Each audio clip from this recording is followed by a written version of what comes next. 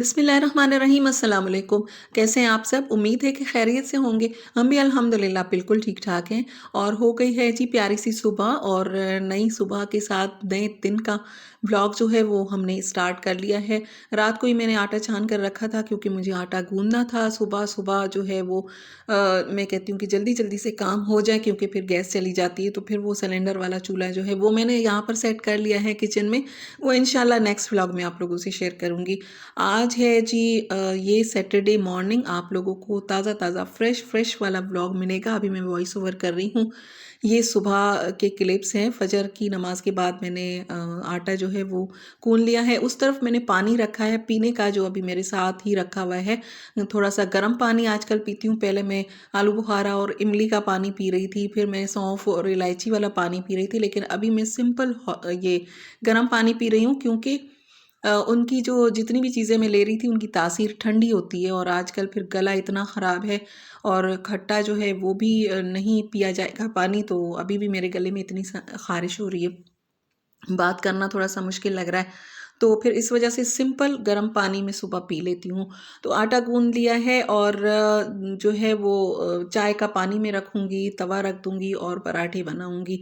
और इससे पहले कुछ क्लिप्स मैंने रिकॉर्ड किए थे बाबा के साथ। कल बाबा चले गए हैं वापस, तो 3-4 दिन उनके साथ कैसे गुज़रे पता भी नहीं चला और वो वाले क्लिप्स भी मैं ऐड कर दूँगी और उनके साथ जितनी बातें हुई, वो भी इंशाल्लाह आप लोगों से शेयर करूँगी इसी व्लॉग में। अभी पेरेंट्स के साथ बात करना, बैठना अच्छा लगता है, वक़्त-वक़्त की बात होती है। जैसे कि इसी जब छोटी एज में हम लोग थे तब बाबा बातें करते थे या अम्मी कुछ समझाती थी तब हम कहते थे, रुक जाएँ मैं वॉशरूम से होकर आती हूँ, रुक जाएँ पानी पीना है, ये काम है, सर में दर्द है, नींद आ रही है। इतने सारे बहाने हम लोग कर लेते थे लेकिन अब जो है वक़्त चेंज हो चुका है। जैसे-जैसे एज बढ़ती जाती है हमें लगता है कि हम भी उसी एज में आ जाएँगे और मेरे ख़्याल में अंदर से एक खौफ़ आता है बुढ़ापे का, एक खौफ़ होता है कि हम भी कमज़ोर हो जाएँगे। ये तो हकीकत है जो पैदा हुआ है, जो इस दुनिया में आया है उसे वापस जाना तो ज़रूर है अल्लाह ताला के पास और जो बच्चे हैं वो जवान होंगे, जवान बूढ़े होंगे, बूढ़े कमज़ोर होंगे तो ये सारा जो है वो अल्लाह ताला की तरफ से जो है उसे एक्सेप्ट करना है हर इंसान को क्योंकि ये होगा। तो फिर उसका एक पता नहीं डर होता है कि हम पर भी ये टाइम आएगा, हम भी बूढ़े हो जाएँगे, हम भी कमज़ोर हो जाएँगे। पता नहीं एक खौफ़ होता है या अक्ल आ जाती है जैसे कहते हैं ना अक्लदाड़ जो है वो उसके आने से अक्ल नहीं आती है, अक्ल जो है वो वक़्त के साथ आती है। तो हम भी वक़्त के साथ-साथ मेरे ख़्याल में मेरे बच्चे अब माशाल्लाह बड़े हो रहे हैं, तो उसके साथ-साथ अपने पेरेंट्स की जो कदर है ना, उनकी एक-एक बात की कदर जो है ना, वो आना स्टार्ट हो जाती है। मुझे ऐसा लगता है आप लोगों को ये लगता है अगर आप मेरी एज के हैं, आपके बच्चे बड़े हो रहे हैं, तो मुझे कमेंट करके ज़रूर बताइएगा। क्योंकि अभी जो मैं अपने बच्चों से कहती हूँ बाबा के पास बैठो, जाओ उनसे कुछ सीखो, वो जो बातें कर रहे हैं उनको सुनो और मैं जब इस एज में थी, तो तब जब पापा मुझे समझाते थे, मैं कहती थी पानी पी कर आती हूँ और नींद आ रही है, सोना है, तो वक़्त के साथ-साथ सारी बातें समझ आना स्टार्ट हो जाती हैं जब हम अपने आप को उस सिचुएशन में फ़ील कर रहे होते हैं। और दूसरा ये होता है कि ये ऐसा नहीं है कि किसी के यहाँ पे अल्हम्दुलिल्लाह औलाद है तो उनको कदर हो जाती है, भई पेरेंट्स का ख़्याल रखो, हमारे भी बच्चे हैं।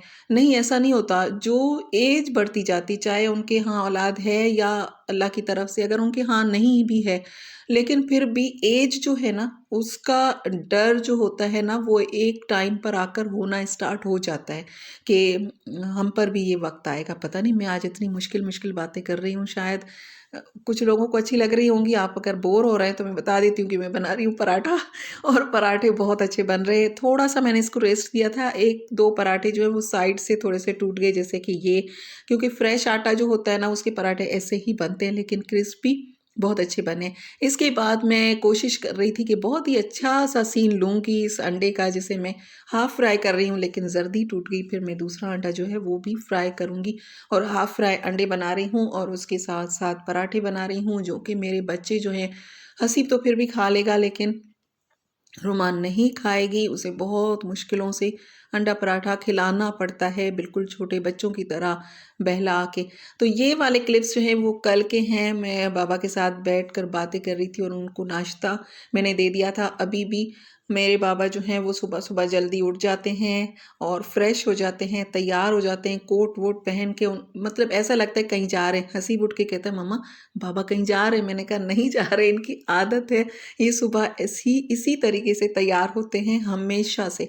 तो इनसे ये वाली बातें सीखो। हम भी सीखे हैं, हम लोगों ने भी सीखा है पेरेंट्स से। तो आप लोग भी सीखो, इन बातों पर गौर करो, अपने बड़ों पर गौर करो, वो किस तरह से रहते हैं, किस तरह से बात करते हैं, क्योंकि ये बातें काम आती हैं। ये इनको इग्नोर मत करो। तो ये दोपहर का टाइम है, खाना जो है वो मैंने बना लिया था। पापा को चिकन विकन ज़्यादा पसंद नहीं है, तो फ़िश और बीफ मटन वो खा लेते हैं। वैसे गोश्त बहुत कम खाते हैं। और यहाँ पर हसीब ने दराज से एक कवर मंगवाया था अपने मोबाइल के लिए, तो उसने कहा कि मम्मा ज़रूर आप बताइएगा कि दराज से इस तरह के कवर आपको बहुत ही कम रेट पर मिल जाते हैं। तो आप लोगों ने अभी तक वीडियो को लाइक तो नहीं किया होगा, तो लाइक कर दीजिए और सुनिए जी मेरे बाबा की बातें। Essential to your life, not he or he. They are no more with you. They are no more with you. They are 1 year or 2 year or 30 years or 10 years. God bless him life, long life. God bless him. We pray. We pray. But the God is there. We are not informed by the God that you are going to be die on the date and day. But one time is fixed. One time your birth is fixed. You will cross the stairs of life. You will cross the stairs of success. Stair, just you know, if you put your feet on the other stair, you use strength for that. Yes.